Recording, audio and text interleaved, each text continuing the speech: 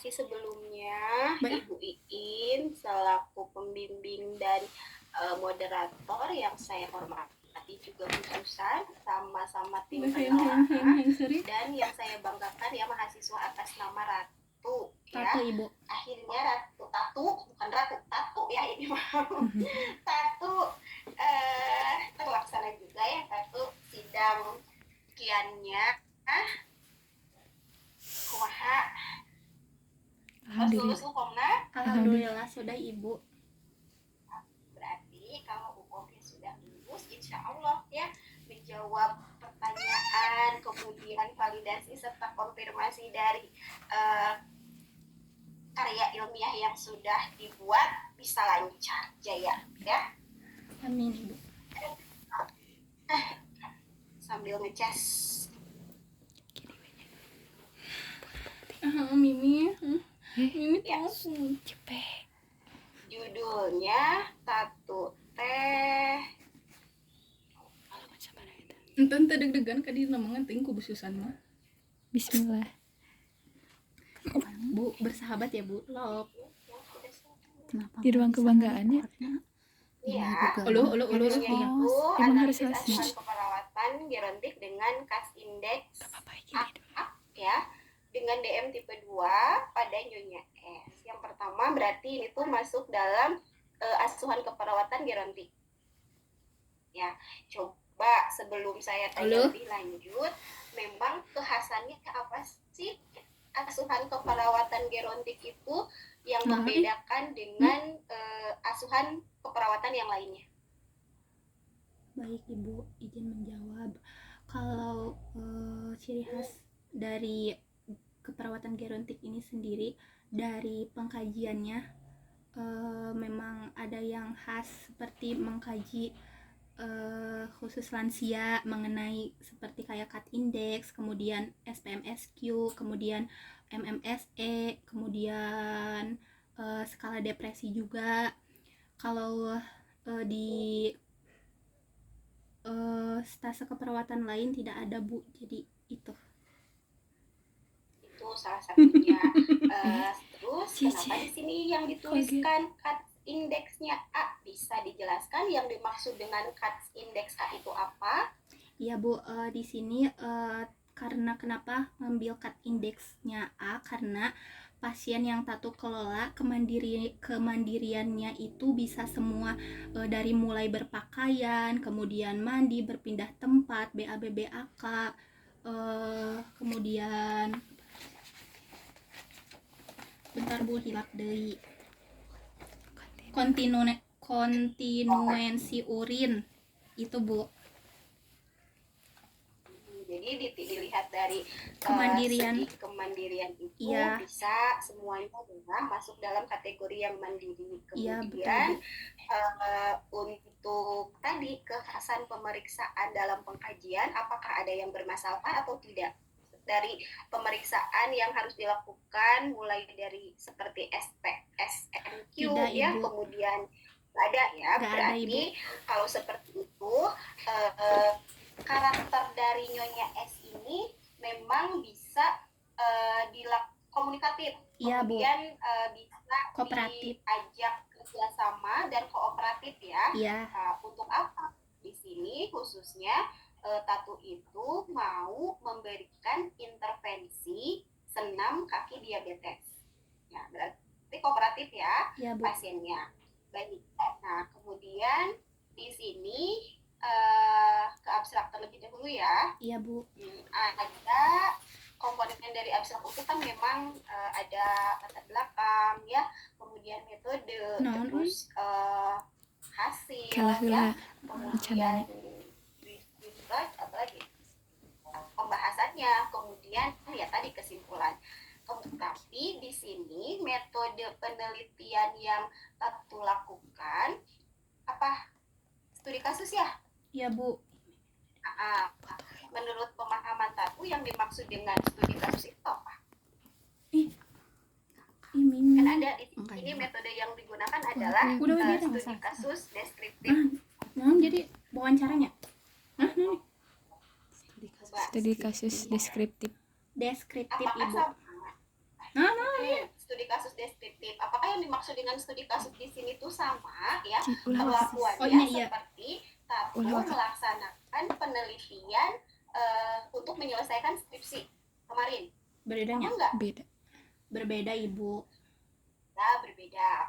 Karena kalau studi kasus kan memang fokusnya itu pada satu Satu. kasus ya. Nah, pada 05, satu 10, kasus saja kemudian kita nanti memberikan asuhan keperawatan, kemudian tujuan utamanya itu kan memberikan asuhan keperawatan, kemudian ditambah dengan aplikasi ya yang berasal dari evidence base ya. Dalam hal ini aplikasi yang diambil Putatu adalah nanti senam kaki ya, untuk membantu apa tujuannya? Apakah tujuannya di sini fokus Tatu itu mencegah agar tidak terjadinya komplikasi ya, atau ada yang lain Tatu tujuannya? Mencegah komplikasi dan memperbaiki sirkulasi darah, Bu. Mencegah komplikasi dan memperbaiki Sirkulasi darah. Oke, nah kemudian di sini Omo. di latar belakang ya, salah satu intervensi non farmakologis yang efektif untuk meningkatkan sirkulasi darah dan mencegah komplikasi adalah senam kaki diabetes. Apakah seyakin itu Tatu menuliskan kalimat salah satu intervensi yang efektif? Yakin, Bu. Polisi Surian nih. Seyakin Yakin. itu, Yakin, kan? Ibu. Yakin beneran? Mami, Ini salah satu intervensi non farmakologi yang efektif ya. Apakah kalau misalnya tuh memang iya, di sini kan saya tuliskan ya penjelasan lebih lanjut jika dilakukan dengan misalnya tuh ya SOP dengan ketentuan yang sesuai dan tindakan yang dilakukan tentunya berkelanjutan ya. Jangan sampai teman-teman kan kadang suka hasilnya bisa Bu diberikan dan bisa memperbaiki sirkulasi. Di sini perbaikan sirkulasi apakah hanya bisa dilakukan dengan tindakan satu kali pemberian senam kaki? Kan tidak ya. Saya juga sudah melihat di sini Tatu itu meskipun pemberiannya satu kali sehari ya, tetapi dalam jangka waktu 8 hari berturut-turut. Betul, 8 hari berturut-turut bolak-balik dilakukan? enggak Ibu, bukan 8 hari berturut-turut, jadi 8 kali pertemuan. Sisanya mah itu dilakukan sama pasien secara mandiri, seperti itu Ibu. Itu Ibu lepat itunya kata-katanya. Seperti itu pemerintah tuh tidak memberikan secara langsung, malah memandirikan. Enggak Ibu, diberikan juga ada ininya, ada buktinya kok Ibu. Ada buktinya dan Tatu yakin apa yang dilakukan oleh pasien itu benar. Benar. Mami? Yakin Bu. Sudah melaksanakan prosedur sesuai dengan SOP. Hari yang ditungguin sama Tatu itu berapa kali? 8 kali. Cenah tadi hente kata Tatu. Maksudnya gini Ibu, 8 kali pertemuan. Jadi maksudnya enggak berturut-turut setiap hari dalam seminggu itu setiap hari, tidak, tapi tetap dilakukan 8 kali pertemuan tapi tidak setiap hari. Jadi kenapa enggak setiap hari? Karena ditakutkan pasiennya itu kayak merasa bosen gitu. Jadi tapi Tatu tetap melakukan 8 kali, tapi beliau juga bilang Neng, ibu juga suka ngelakuin mandiri kalau misalkan Neng nggak ada gitu Ibu. Oke, itu berkaitan dengan pertanyaan yang disampaikan di atas latar belakang tadi ya Tatu. Jir, gue bisa ngejawab. Nggak usah di on off lah itu mic-nya Tatu kurungkeun we. Baik Ibu. Tadi kalau misalnya akan efektif ya apabila dan bisa dilakukan si senam kaki ini untuk mencegah komplikasi dan memperbaiki sirkulasi apabila dilakukan sesuai dengan SOP.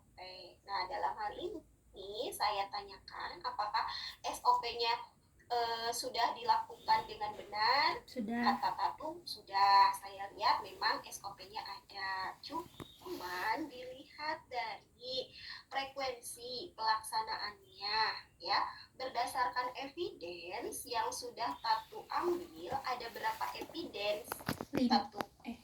5 Ibu. Ada 5. Nah, dari 5 evidence itu kira-kira seberapa banyak ya, atau dalam perlakuan berapa kali, terus apakah ada rentan waktu dalam sehari itu sehari 3 kali, atau misalnya tuh minimal 1 hari sekali, tapi harus rutin dilakukan ya, sehingga bisa dinilai efektif untuk mencegah komplikasi dan memperbaiki Sirkulasi darah. sirkulasi ya. Apalagi di sini hasilnya ya, perlu kira-kira mencantumkan peningkatan nilai ABI dari 0,86 menjadi 0,92. Nah, apakah hasil ini merupakan tujuan utama? Ya kan bukan ya, tujuan utamanya itu tadi metodenya kan studi kasus, berarti tujuannya itu bisa memberikan asuhan keperawatan ya, dan mengaplikasikan misalnya tuh hasil evidence based. Nah, ABI sudah baik Tatu dilakukan, tapi ini kan sebagai alat ukur yang nanti bisa dituliskan dalam Tatu itu mengevaluasi ya, mengevaluasi bukti dari baiknya sirkulasi Nyonya S ini, salah satunya ditunjang dengan pengukuran lewat ABI ya. Tidak usah ya hasil dari ABI ini dituliskan di abstrak. Kalau seperti ini seolah-olah ya penelitian studi kasusnya teh sama dengan penelitian dengan metode ya, misalnya kuasi eksperimen, kamu melakukan tindakan ataupun intervensi senam kaki, kemudian untuk mengukur tadi peningkatan sirkulasi.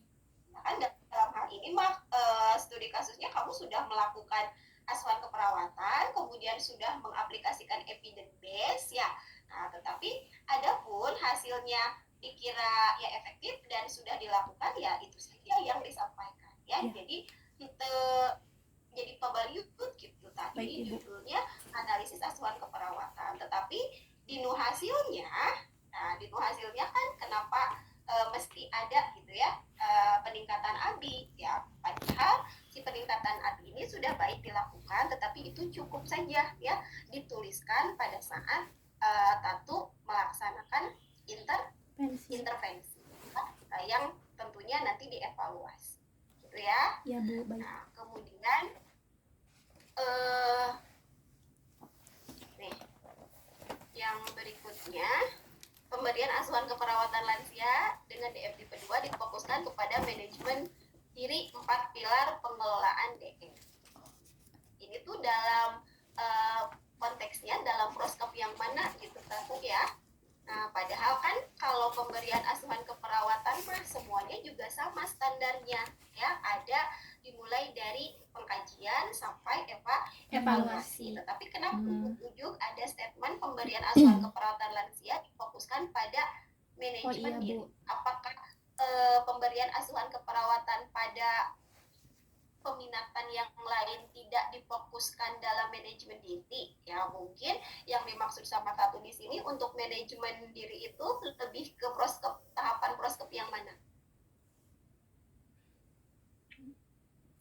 Yang gimana Ibu? Nah, udah fokus Tatuna ya, pertanyaannya bisa ya udah saya ulang lagi pertanyaannya. Kira-kira menurut Tatu dengan difokuskan manajemen diri ya 4 pilar ini, kalau di proskop lebih tepat di tahap yang mana? Intervensi ya Bu. Intervensi berarti untuk redaksi kalimatnya mungkin ya nanti bisa diperbaiki. Baik, ya. Pemberian asuhan keperawatan pada lansia yang mengalami DM tipe 2 gitu ya, agar misalnya kondisinya tidak masuk dalam komplikasi yang lebih serius ya. Nah, upaya yang bisa dilakukan dalam pemberian asuhan keperawatan pada tahap intervensi bisa difokuskan dalam manajemen dirinya, ya. Jadi tidak seolah-olah ya, kalau kenapa tadi saya tanya di awal kekhasannya pemberian asuhan keperawatan pada gerontik itu apa, ya berkaitan juga dengan ini ya. Kalau seperti ini kan seolah-olah pemberian asuhan keperawatan teh hanya pada manajemen diri, padahal itu merupakan bagian dari rangkaian ataupun proses asuhan keperawatan, ya Bu. Terus untuk yang lainnya tinjauan bab 2, saya tanya sedikit teori tentang DM tipe 2 itu yang seperti apa? Yang mengalami resistensi insulin, Ibu. Jadi jadi pankreasnya itu tidak rusak tapi mengalami resistensi atau adanya ketidakpekaan terhadap suatu hal lain. Reseptornya berarti di sini yang masalahnya ya, Bu. Kan dari produksi insulin yang dihasilkan dari pankreas. Oke. Kemudian memang komplikasi DM itu apa saja tipenya? Kalau komplikasinya kan ada 2, komplikasi akut dan komplikasi kronis. Kalau untuk komplikasi akutnya itu hipoglikemia, hiperglikemia, KAD atau ketoasidosis diabetik, sama menurunnya kesadaran. Kalau untuk komplikasi kronisnya, Bu, bisa menyebabkan stroke, hipertensi, jantung koroner, kemudian neuropati perifer, kemudian retinopati perifer, ulkus juga. Nah, kaitannya kenapa Tatu memilih senam kaki untuk mencegah komplikasi yang mana? Yang disebutkan tadi. Yang ini Bu, neuropati perifer saraf sama angiopati peredaran darah, sirkulasi darah. Yang neuropati perifer saraf. Ya. Jadi harus sudah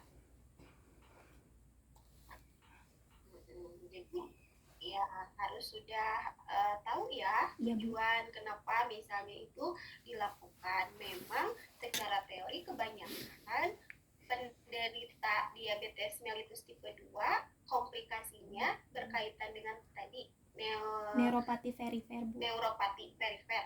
Iya. Memang secara teori itu banyak ya, dibandingkan yang mengalami gagal ginjal, yang mengalami gagal jantung, itu memang yang paling banyak. Sehingga sudah sesuai ya alasan kenapa misalnya Tatu mau mengambil ini, karena kebanyakan komplikasi yang ditimbulkan dari DM tipe 2 itu berkaitan dengan neuropati perifer. Ya. Oke. Terus ke bab 3-nya ya. Bab 3-nya, pasien sudah mengalami DM berapa lama? Sudah 14 tahun, Ibu, sejak 2011. Oke, berarti sudah terawat ya. Terkontrol. DM-nya rajin ngecek kadar gula. Rajin, Bu. Patuh terhadap pengobatan. Nah, itu waktu pas Tatu pengkajian, pas waktu Tatu memberikan asuhan keperawatan tuh sempat beliau tuh lupa semalam katanya gitu, Bu.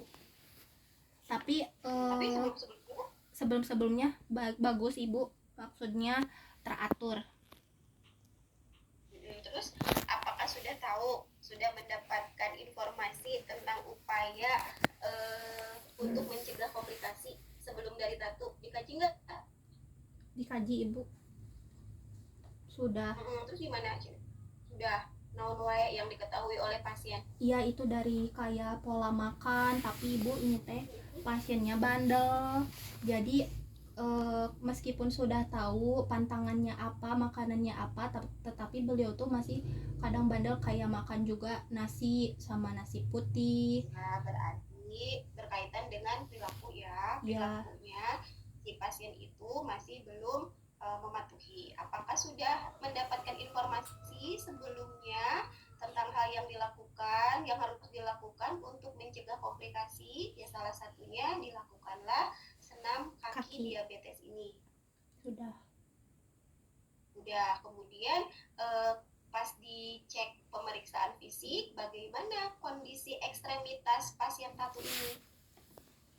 Apakah nampak memang di kakinya itu terawat, ya? Kering. Atau bagaimana? Kering Ibu, kalau di kakinya kering. Kalau di kakinya kering. Iya. Terus kira-kira kalau misalnya kakinya kering, apakah nanti rentan nggak mengalami luka? Rentan Bu.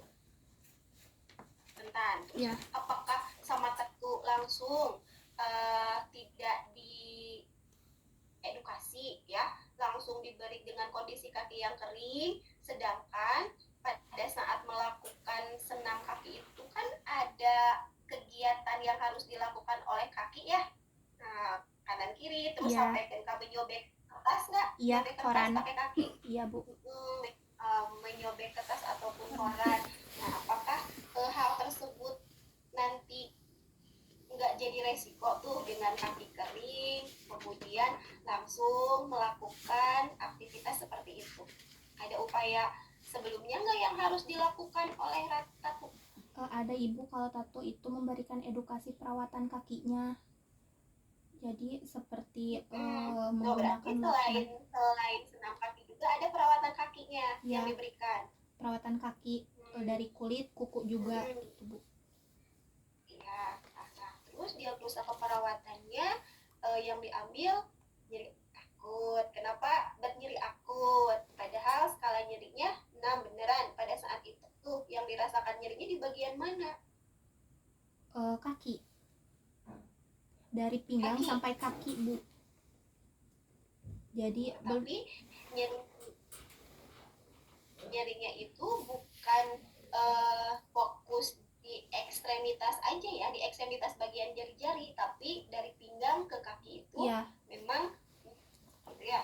Bu. Meskipun nanti yang menjadi fokus intervensi berdasarkan evidence base-nya ini bukan untuk menyelesaikan masalah utama, ya,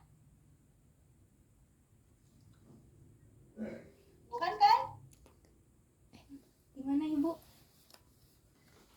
Apakah intervensi yang berbasis evidence base itu kan berkaitan dengan senam kaki? Iya Bu. Nah, apakah senam kaki itu untuk mengatasi masalah keperawatan yang prioritas yang pertama? Bukan Ibu. Bukan, ya. Nah, biasa namakan sesuai gitu, ya, kalau misalnya intervensi berdasarkan evidence base-nya terkait dengan masalah tadi gangguan sirkulasi karena penderita diabetes, ya, itu merujuk pada diagnosa yang sifatnya aktual sedang dialami oleh pasien. Tapi di sini mah yang diangkat oleh tato itu justru untuk menyelesaikan diagnosa yang keberapa? Kedua, perfusi perifernya tidak efektif. Benar, CRT-nya di bawah 4 detik, tampak kulit pucat, AB-nya 0,6. Memang yang baik, dikatakan baik perfusi kalau dilihat dari AB ada nilai normalnya berapa? Ada Ibu 0,9. 0,9. Berarti kalau 0,86 itu memang di bawah, ya? Iya Bu. Di bawah, sehingga nanti diangkat si evidence, intervensi yang berbasis evidence itu untuk mengatasi masalah yang kedua. Atau jangan-jangan sama tatunya salah memprioritaskan. Iya Ibu. Jadi tato teh ngehnya teh pas udah jadi semua, pas mau disimpulin sama tato teh nah malah jadi kayak ngintervensiin yang pertama gitu. Harusnya yang perfusi, yang perfusi itu yang di pertama, tapi karena udah di draft udah semuanya, jadi ya Ibu. ya harusnya mah bukan udah di draft ya, Iya. tapi analisis satu dari awal apakah benar nyeri ini tuh nyeri akutnya skalanya 6, padahal kan pasien juga kondisi mungkin di rumah gitu ya. Eh, tapi berdasarkan keluhan yang dirasakan, ya bisa-bisa aja mungkin ya yang tadi nyeri, tetapi kalau setelah dilakukan pengkajian lebih lanjut sama Tatu dan memang tujuannya di sini mau mengaplikasikan evidence based gitu ya, memilih yang diangkatnya itu untuk menyelesaikan masalah perfusi perifer tidak efektif. Ya nanti bisa diprioritaskan ulang ya. Nah, apakah nyeri di sini tuh benar-benar perasaan yang dirasakannya tuh nyeri akut atau gangguan tidak nyaman atau nyeri kronis ya. Kemudian coba sama satu dilihat lagi etiologinya ya, karena ini saya lihat etiologinya bukan di teori tapi sudah di bab 3, apakah faktor resiko dan faktor pemicu DM sel beta terganggu. Nah, hampir karena glukoma yang tadi cina nyeri di kaki ekstremitas. Nah, di glukoma di mana eta glukoma? Mata. Glukoma apa namanya? Mata ibu glukosa ini. Oh iya ibu glukosa. Makanya ibu tenang sih jadi glukoma apa glukosa ya. Coba nanti dicek lagi glukosa ya, apa glukoma ya. Kemudian untuk pemberian asuhan keperawatannya berapa kali? Tuh dia cuma 4 kali 24 jam. Ini 4 kali, tapi ya, Bu, tadi pertemuan 8 kali. Ya ibu belum dirubah, lupa ya. Terus terakhir tentang evaluasinya terselesaikan masalahnya? Ada yang terselesaikan, ada yang tidak ibu, 2 terselesaikan. Ya, nah berarti kan tadi yang berkaitan dengan hasil yang harus dituliskan tuh itu bisa sudah dilakukan asuhan keperawatan ya dengan hasilnya, apakah semua masalah keperawatan itu teratasi atau berapa yang teratasi, dan berkaitan dengan aplikasi pelaksanaan senam kakinya ya. Nah terus ya pembahasan karena level sarjana, level profesi ya sudah tahu tentang penelitian, bagaimana proses penelitian ya, tidak hanya membandingkan hasil yang didapatkan dari pasien kemudian secara teori kenapa misalnya tuh ya, tapi harus didukung juga dengan hasil penelitian orang lain ya. Misalnya pada hasil pengkajian biasanya kan pasien DM itu mengalami kesemutan misalnya, ternyata pada pasien tatumah mengalami kesemutan atau tidak? Mengalami Bu. Nah, mengalami ini sesuai. Nah, ini terjadi karena apa? Kan ini berkaitan juga dengan intervensi yang tadi dilakukan oleh Tatu, bahwa salah satu tanda seseorang bisa mengalami neuropati perifer itu sering mengalami kesemutan. Ya, tidak hanya didukung secara teori, tetapi tambahkan hasil penelitian orang-orang lain. Ada nggak dimasukkan? Ada, sudah Bu. ada ya, kalau sudah cukup baik ya. Baik panginten di abdi mah kitu hungkul Bu Iin atur nuhun, hapunten kirang langkungna gitu. Terima kasih Ibu atas masukannya. Ya, sama-sama. Ya, baik. Lanjut Bu Susan, monggo. Bismillah. Tarik nafas. Bismillah. Tarik nafas. Relax. Kalau Tatu suara Terdengar Ibu.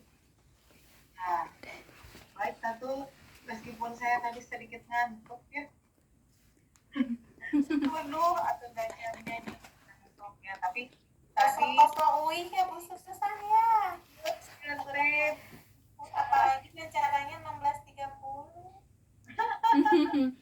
untung jangan diundur. Ya tadi sudah secara komprehensif ya sama Bu Tini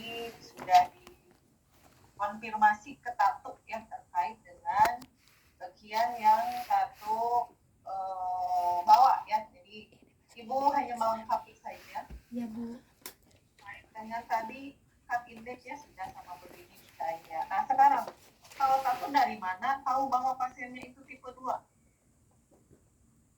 Dari ini Bu, dari ini Bu, punya faktor keturunan dari ayah, dari ibunya. Kalau bedanya tipe 2 sama tipe 1 apa gitu?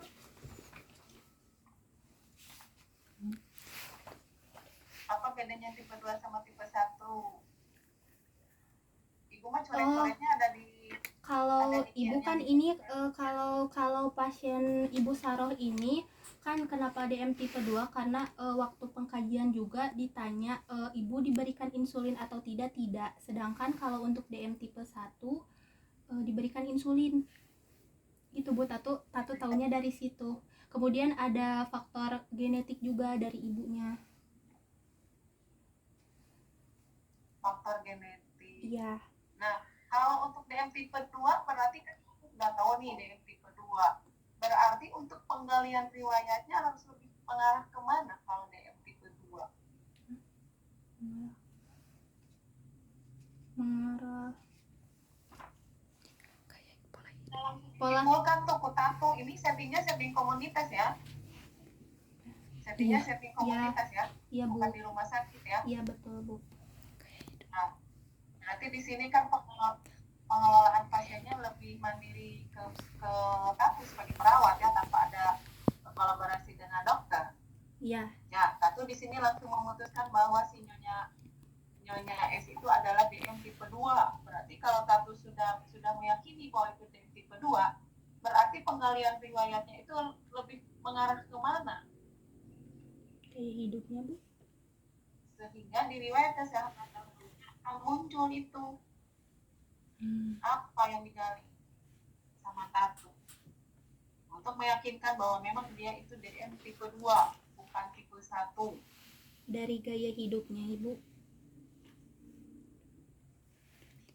Gaya hidupnya seperti apa? Ya dari kurangnya olahraga, kemudian pola makannya juga masih masih mengonsumsi makanan yang dipantang seperti itu Bu. Itu kan sekarang. Kalau dulu ini kan usianya berapa? 62 tahun Bu. 62 tahun. Berarti kalau DM tipe 2 dia muncul akibat apa? Muncul akibat apa? Gaya hidup. Tadi sudah disinggung sama Tatu. Gaya hidup Bu. Gaya hidup. Berarti gaya hidup yang sekarang atau yang dulu? Yang dulunya. Yang dulu. Memang dulunya seperti apa? Berat badannya dulu berapa dia? Sebelum ketahuan DM. Ditanya nggak sama Tatunya? Masa ditanya Bu? Karena sedikit sekali ya riwayat kesehatan dahulu tuh. Riwayat kesehatan dahulu sedikit sekali data terkait dengan penggalian pola hidup di masa lalunya seperti apa ya. Tidak ada, belum kemudian Tatu juga di sini tidak menjelaskan terkait dengan pengelolaan manajemen DM-nya. Kan ini udah 14 tahun nih. Iya Bu. Ya, pengelolaan manajemen DM-nya seperti apa tidak dijelaskan ya. Kesehatan dahulunya, pengobatannya, apakah dia suka kontrol tidak? Suka Ibu. Suka kontrol? Suka. Hah? Ya. Teratur? Ya. Berapa kali dalam sebulan kontrolnya? Nah itu enggak sebulan sih Ibu, 3 bulan sekali katanya. Dan memang kebetulan anaknya itu perawat. Anak itu perawat. Iya. Terus selama 14 tahun berapa paling tinggi kadar gula yang dicapai? 300. Lupa lagi tadi ini. Itu pencapaian paling tinggi. Iya. Karena tidak dalam kondisi normal. Enggak Ibu. Nggak pernah normal. Terus pertama kali ketemu dia DM berapa kadar gula? 349. Pertama kali. Siapa yang memvonis? Oh, Nggak ditanyain Ibu, kalau yang itu mah kirain pas satu pengkajian. Kalau pas satu pengkajian mah 349. Kalau yang di Tatu nyimpulkannya DM tipe 2 ya. Terus di sini Tatu mengatakan sudah 14 tahun. Berarti kan kalau sudah 14 tahun malah mendino seseorang yang ahli gitu ya. Jadi sudah masuk ke level advance itu des expert gitu kan ya. Jadi biasanya justru lebih pintar pasien daripada Tatu gitu ya. Sudah 14 tahun. Nah, di sini Tatu tidak memberikan gambaran seperti apa pengelolaan manajemen DM-nya. Ya, seperti apa kalau pengelolaan manajemen DM teh? Apa saja? yang Anu kumaha pengelolaan manajemen DM teh? makanan, diet makanan Bu, kemudian aktivitas fisik, kemudian Apa lagi? terapi medisnya juga, Terus apa lagi? edukasi Bu. Edukasi. Maksudnya kumaha? Bukan Bu. Kalau pasien suka kontrol kemana? Puskesmas? Iya, puskesmas. Apakah dia tergabung ke dalam Proanis? Tergabung. Tergabung. Rajin kegiatan Proanis. Enggak, tidak Bu. Waktu itu Tidak, juga kenapa? nggak tahu Ibu, kurang tahu karena pernah waktu Tatu stase komunitas sama Tatu juga kan ada program dari Gebiar ya Bu ya, sama Tatu diundang. Beliaunya mah menyetujui, tapi waktu pas hari hanya tidak ada. Nggak tahu karena Ditanya tidak maka nggak tahu, malas katanya. malasnya kenapa? Harusnya mah ini pasien Tatu jangan sampai ada data tidak tahu. Harusnya mana bikin Kak buku Iya. kecilnya itu dapat gitu ya. Dia anggota peserta BPJS. Iya Bu. Peserta BPJS kan itu fasilitas ya. Program Proanis itu kan kerjasamanya dengan BPJS. Maksudnya kan itu terkait sama Tatu ya. Jadi bagusnya untuk kesehatan dahulu tolong dilengkapi ya. Siapa tahu masih ada data atau misalkan kamu mau pergi lagi ke pasiennya nggak apa-apa ya, supaya menjadi lebih bagus. Baik. Ininya apa? Ya, daripada yang takut. Ya. Kemudian kayak riwayat kesehatan sekarang KRS-nya sudah lengkapkah Tatu? Sudah. Nah tadi dengan pertanyaan Bu Tini nih. Ya. Kan yang diangkat itu untuk menyelesaikan permasalahan perfusi ya? Iya Bu. Ya, katanya ternyata Tatu salah menganalisis, harusnya perfusi nomor 1 gitu ya? Ya Bu. Perfusi nomor 1 artinya. Nah ini akan berimbas pada keluhan utama. Jadi keluhan utamanya apa dong kalau begitu? Kesemutan. Kesemutan, bukan nyeri jadinya. Bukan. Kesemutan. Berarti itu yang harus digalinya sama Tatu ya untuk KRS-nya. Kira-kira kan sama Tatu sempat ditanyakan tidak kenapa dia kesemutan?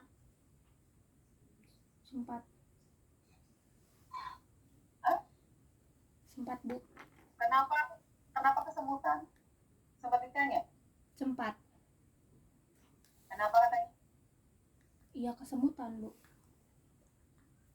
Penyebabnya apa? Provokatifnya apa? Akan menanyakan provokatif. Kalau digerakkan. Ya. Kalau tidak digerakkan kesemutan Bu gitu. Itu paliatif. Provokatifnya. Provokatif itu apa? Provokatif. Pencetus. Apa bedanya? Pencetus. Kenapa Bapak bisa kesemutan? Apa jawabannya?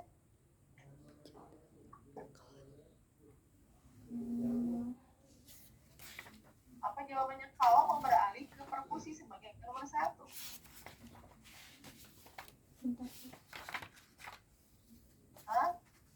Berarti mau ke pasien deui atuh Tatu.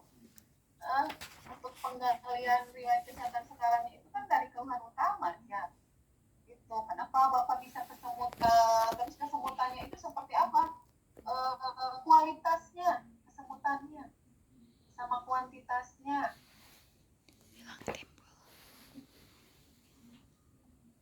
hilang timbul. terus menerus Enggak, Bu, hilang timbul. Hilang Jadi kalau timbul. misalkan enggak digerakkan, Hilang. iya,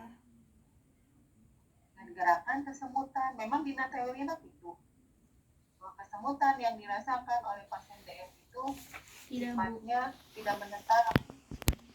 Kira-kira kenapa digerakkan? Digerakkan itu jadi kesemutan gitu. Kalau enggak digerakkan, bilangnya Digerakkan seperti kan itu, Bu, pasiennya. karena bisa disebutkan aja yang sing sireman lamun tatu miring pengawasan usik-usik kakinya. Aneh sih, Bu. Ini kesemutan pada pasien DM. Ya itu berarti itu PR-PR yang harus satu lengkapi pada saat satu mengalihkan persekusi menjadi prioritas yang pertama. Ya, kemudian kalau pada pengkajian khusus lansianya ditemukan data menyimpang tidak? Nah, Tidak, jadi nyambung Ibu. dengan pertanyaan Putini terkait apa saja yang membedakan pengkajian umum dengan pengkajian lansia. Ketemu tidak data menyimpangnya di pengkajian khusus lansia? Tidak, Ibu. Tidak. Tidak. Nah, harusnya ini kan nyari pasiennya bebas ya, satu ya. Iya, Bu. Ya, nyari sendiri kan? Iya. Harusnya pada saat satu menganalisis asal keperawatan geronti harus ada mencari pasien yang ada Data. data pengkajian khususnya itu yang tidak normal. Kalau seperti ini apa bedanya dengan KMB? Iya. Ya justru itu yang membedakan KMB dengan gerontik. Jadi karena ini milih sendiri ya bagusnya satu mencari pasien yang ada ketidaknormalan terkait dengan pengkajian khususnya gitu ya. Kalau seperti ini mah ya sama-sama saja dengan KMB. Kemudian dari pemeriksaan fisik di sini yang menjadi fokus pemeriksaan pada pasien DM apa? Endokrin. Data minimal ada. Gimana, Ibu? Ditemukan data minimal? Iya, DDS-nya, Bu. DDS-nya terus kemana lagi? Kan kalau efek dari penyakit diabetes mellitus itu kan bisa kemana-mana. Iya. Terus ini dari sistem kardiovaskularnya, CRT-nya 4 detik, Ibu. Artinya apa CRT 4 detik?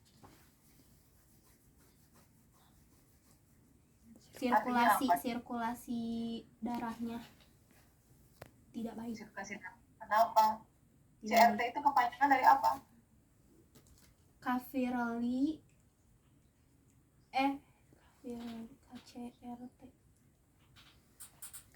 rate time, refill time, Bu.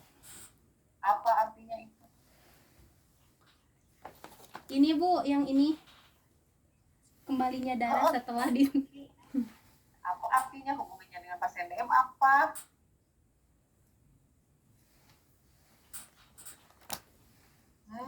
Nah itu ya baik, itu juga ada tidak di teorinya gitu ya dilihatkan. Kemudian apa lagi? Kepersarapan. Ya. Persarapan? Kepersarapan.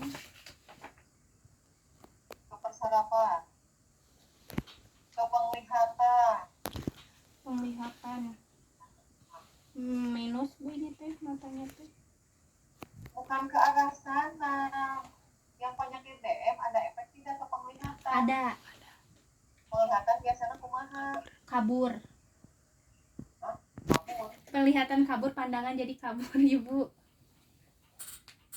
Mana di sini nggak ada sistem penglihatan? Ada, Ibu, ini di panca indera penglihatan kurang jelas.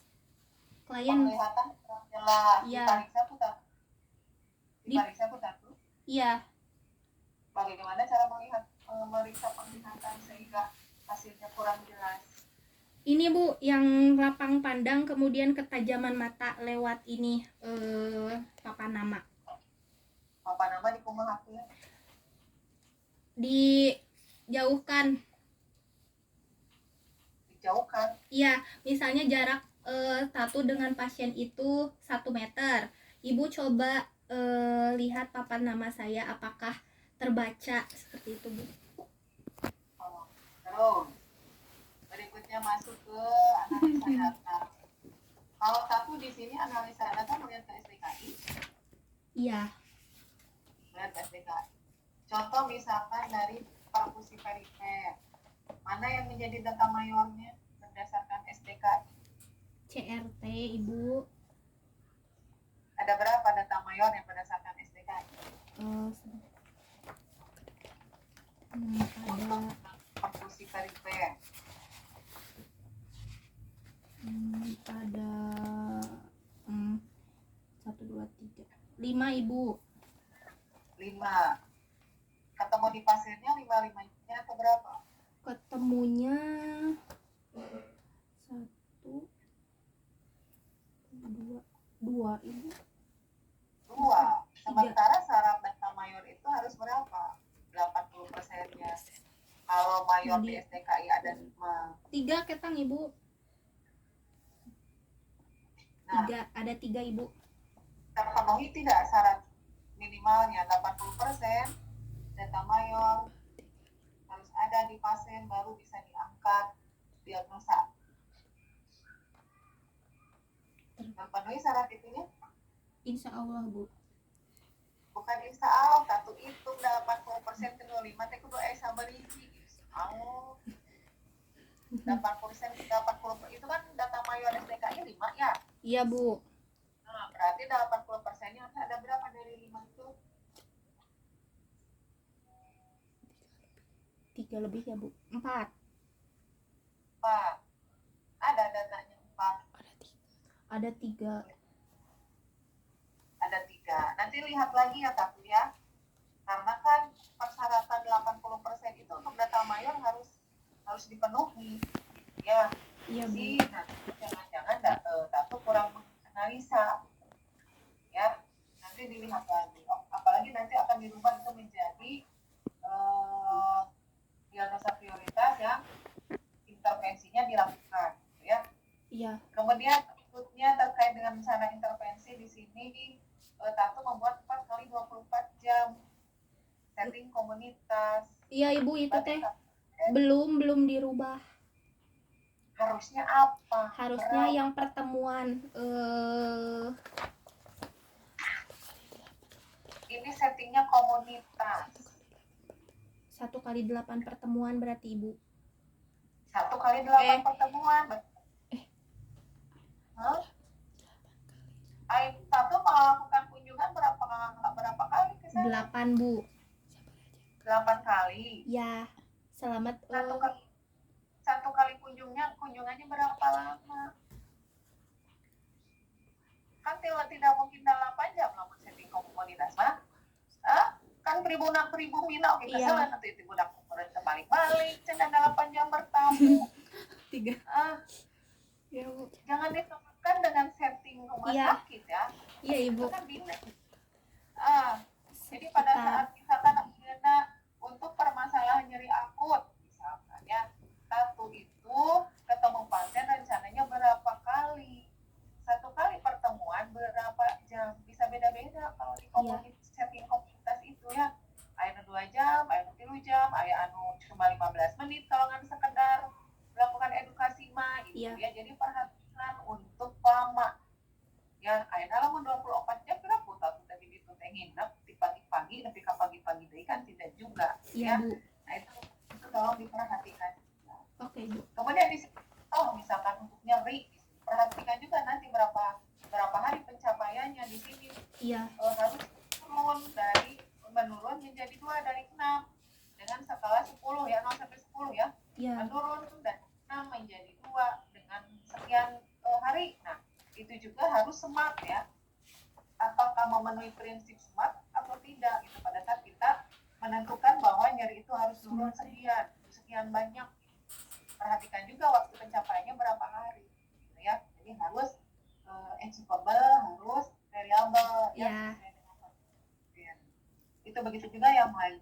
Baik, Bu. Kemudian untuk implementasi di sini Tatu hanya menuliskan contoh, mengidentifikasi skala nyeri, mengidentifikasi lokasi nyeri, memberikan teknik farmakologi hanya itu saja, hanya menambahkan apa bedanya dengan perencanaan? Ya, harusnya idealnya pada saat kamu membuat implementasi itu harus memenuhi indikator bahwa implementasi itu harus operasional, dibuktikan dengan 5W1H. Ya. Itu ideal. Nah, tapi setidaknya satu ada cara melakukannya bagaimana, dan harus ada evaluasi formatif. Ya, apa itu evaluasi formatif? Evaluasi yang secara keseluruhan. Secara keseluruhan. Oh. Apa evaluasi formatif? Itu Bu, evaluasi yang setelah tindakan dilakukan. Nah, itu. Contoh kan misalkan di nyeri di sini. Satu melakukan berapa tindakan? 6. Nah, berarti akan menghasilkan evaluasi formatifnya berapa? 6 juga. Iya, itu. Nah, betul ayaan evaluasi. Nah, Baik Bu. harusnya ada ya. Memfasilitasi istirahat dan tidur dengan cara apa? Ini di rumah pasien kan? Ya Bu. Bukan di rumah sakit kan deh. Dengan cara apa? Hasilnya apa? Respon pasien apa? Itu setidaknya ya. Jadi Ya, Bu. minimalisir yang membedakan antara implementasi dengan perencanaan ya. Kemudian terakhir terkait dengan pembahasan. Coba Ibu cek 1 atau 2 ya. Contoh misalkan terkait dengan pengkajian. Bahasan satu seperti apa? Mengenai cara pengkajian. Bahasan pengkajian. Seperti apa? Secara globalnya aja, secara garis besarnya aja yang dibahas di pengkajian sama satu apa? Keluhan Ibu. Keluhan. Berarti Ya. nanti kalau Tatu berencana merubah ke perfusi, berarti kan yang harus dibahasnya itu adalah terkait dengan keluhan tadi. Ya. Yang kesemutan. Secara teori pada pasien yang DM ada keluhan kesemutan? Ada. Pada pasien Tatu? Ada. Ada juga. Kenapa itu bisa terjadi? Karena terganggunya sirkulasi darahnya Ibu. Neuropati Terganggu oleh perifernya. apa? Terganggu oleh apa? Karena dari hiperglikemia Bu. Hiperglikemia maksudnya gimana? Coba tong jadi patah-patah menjelaskannya.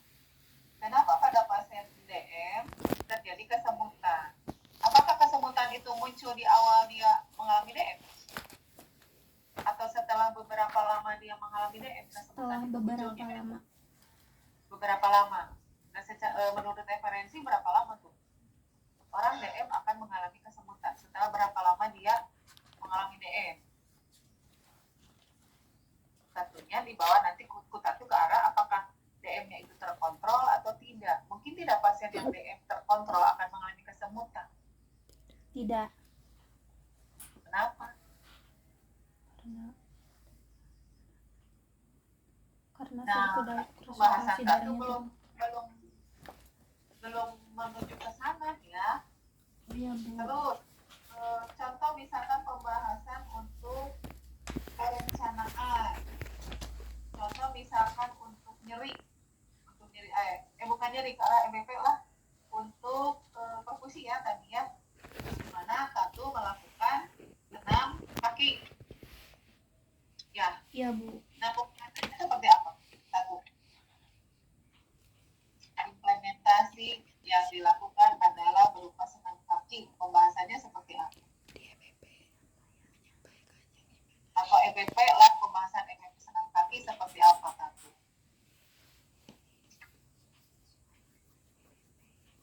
Pada pasien DM. Kesimpulannya dari EBP Tatu, apakah Tatu merekomendasikan tidak senam kaki? Efektif Bu ya. Merekomendasikan. Ya. Kenapa? Senam kaki bagus dilakukan pada pasien DM yang mana? Yang sudah lama atau pasien DM yang baru menderita? Dua-duanya Bu. Dua-duanya. Kenapa Tatu merekomendasikan itu? Karena kalau untuk pasien lama, tapi sama kita, Ini Bu, intinya mau untuk mencegah terjadinya luka. Jadi sebelum terjadinya luka, alangkah baiknya dicegah dengan senam kaki. Jadi lebih efektif, aman dan mudah. Gimana kalau misalkan dia senam kaki tetapi tadi seperti pasien tato bandel makannya segala dimakan, gimana? Senam kakinya akan efektif atau tidak? Kurang efektif Ibu karena pola makannya kurang baik. Nah, sekarang kalau di SPO PPNI senam kaki ada? Ada nggak? Ada Ibu. Ada, yakin ayah. Ari Tatu melakukan ke pasien itu berdasarkan SPO PPNI atau berdasarkan literatur review jurnal? Dari jurnal Ibu, dari salah Dari satu jurnal. jurnal yang 5 itu. Pernah melihat ada senam kaki di SPO PPNI? Hah? Belum. Ini posisinya. Kalau ternyata senam kaki itu tidak ada di SPO PPNI, berarti kan Ratu itu bisa berbicara bahwa ternyata dari hasil penelitian bagusnya, layaknya untuk revisi buku ke depan bahwa senam kaki itu harus masuk ke dalam SPO SPO PPNI. Ini dijadikan standar non farmakologik untuk pasien gitu. Ya, seperti itu. Jadi nanti lihat dulu di SPO PPNI apakah sudah ada atau tidak. Kalau belum ada seperti itu, kalau sudah ada berarti ditingkatkan atau dipertahankan bahwa itu menjadi salah satu tindakan non farmakologis kaki itu, ya seperti itu. Nanti coba Ratu dibahas lagi ya. Ratu kan merekomendasikan nih senam kaki ya, senam kaki direkomendasikan oleh Tatu bahwa itu bagus ya untuk tadi memelihara sirkulasi darah ya. Dan mencegah komplikasi. Apakah nanti juga harus dilihat apakah kalau ternyata misalkan senam kaki itu sudah masuk ke dalam SPO PPNI, apakah itu masuk ke dalam intervensi utama atau intervensi pendukung? Kalau dia masuk dalam intervensi pendukung, berarti kalau begitu sanajan dia senam kakinya itu rajin, misalkan sekali ketika 10 sehari ketika 10 kali, tetapi kalau misalkan intervensi utamanya tidak dilaksanakan, itu kan berarti efeknya kurang mendukung gitu. Ya, jadi sebelum Ratu menjawab kemana-mana, lihat di sikinya, lihat di buku sikinya. Kan kalau di buku siki itu ada intervensi utama yang bersifat resolutif, pemecah masalah, ada intervensi pendukung yang sifatnya non-resolutif. Lihat senam kaki itu masuknya kemana. Berarti kalau senam kaki masuknya ke yang bersifat non-resolutif, berarti yang harus digembor-gemborkan itu selain senam kaki apa dulu gitu. Baru senam kaki ini sebagai pendukung, penguat gitu ya, supaya apa yang ditakutkan terkait dengan luka diabetik itu tidak terjadi. Seperti itu ya. Jadi coba nanti sama Tatu lihatlah di buku SKI ya, di buku psikinya ya, itu untuk mempertajam pembahasan. Mungkin itu saja Bu ingin tambahan dari saya. Terima kasih. Iya baik, luar biasa tambahannya. Mantap sekali masing-masing dari dua penguji, luar biasa banyak masukannya ya. Ini sudah menunjukkan 16.30, 1,5 jam untuk Tatu. Luar biasa sih sidangnya. Kenapa Bu? Presentasi 10 menit presentasinya. Iya Bu. Masih terbawa suasana ngajar Bu. Iya tidak apa-apa, luar biasa. Ya nanti dicatat ya Tatu, saya lihat kok nggak direkamnya di mana Tatu? Ini di handphone Ibu karena tadi tes susah. Soalnya Bukan host soalnya. Oh iya. Iya Harusnya Bu. masuk host. Iya, Hostnya ini siapa? zoomnya Sepertinya dari hostnya, kampus. di recordnya harusnya pakai host. Jadi nggak double ya, kalau enaknya di film itu kan tinggal ditonton lagi gitu. Kalau di Iya. HP itu bisa ada kendala ya. Ya baik, tadi masukannya dan perbaikannya untuk tato itu dicatat dan diperbaiki, dan juga konsisten ya tato ya, ketika tato mengatakan bahwa sebagai prioritas itu adalah keluhan utama, berarti itu konsisten dari awal itu menjadi masalah utama sesuai dengan apa yang dikeluhkan. Walaupun itu intervensinya misalnya senam kaki itu bisa nggak mengatasi keluhan utama ya, dikira kalau itu misalnya nggak kesemutan aja, dari kesemutan bisa nyeri, mungkin itu bisa dijadikan salah satu intervensi gitu ya untuk mengatasi keluhan itu. Jadi yang harus dilakukan oleh satu itu konsisten apa yang sudah dituliskan oleh oleh Tatu, sehingga Tatu bisa mempertanggungjawabkan tulisan yang sudah diberikan ya. Secara luar biasa sudah bisa menjawab ya Tatu beberapa pertanyaan dari para penelaah yang mungkin belum sempurna ya, untuk sesuai dengan keinginan dari penelaah, dan kesempurnaan itu nanti ditambahkan di perbaikan-perbaikan yang ada di artikel, dan dibaca lagi artikelnya ya. Terkadang sudah ada tapi tidak disampaikan secara lugas. Baik Ibu. Apa yang ada di dalam artikel itu. Ya baik, mungkin sekarang masuk sesi sesi kesimpulan untuk nilai ibu-ibu semuanya. Karena nilai dalam bentuk hard copy walaupun di sini secara online, silakan ibu semua untuk menyampaikan saja langsung saja ke secara WhatsApp, mungkin ya bisa menyampaikan berapa nilainya, nanti bisa dilaporkan untuk penilaian. Dan sekarang mungkin penilaian secara kasar dulu aja ya untuk satu, kira-kira apa mungkin untuk hasilnya kira-kira dipersilahkan mangga penguji pertama. 100 Bu ya. Ya, baik, terima kasih. Satu ya, Coba kalau dong misalnya kita dilihat dari cara tentu menyampaikan ya, kemudian tadi menyampaikan hasil kiannya ya, kemudian tanya jawab khususnya dengan saya, ya kalau dari saya pribadi mungkin nanti secara kuantitas saya WA-kan nilainya, tetapi kalau secara kualitas saya berikan nilai dalam batas lulus ya untuk nilai, tetapi tetap ya proses perbaikan harus dilakukan. Iya, Ya, ini nilai mungkin hanya nilai sidang kiannya, karena untuk nilai akhir mah akumulasi ya dari beberapa poin itu mungkin. Ya Bu. Terima kasih Bu. Ya baik, berarti diterima tetapi harus diperbaiki gitu ya. Iya Bu. Angga, Bu Suksan. Ya, baik, sama saya juga ya Tatu. Baik. Kumargi Tatu tos lulus UKOM. Jadi kiannya juga harus lulus ya. Iya Ibu. Padahal sebenarnya tadi kalau kita amati Tatu teh bunuh diri sebenarnya. Pada saat ditanya kubut ini mana yang jadi prioritas perpusi kudu nama Tatu teh bertahan nyeri.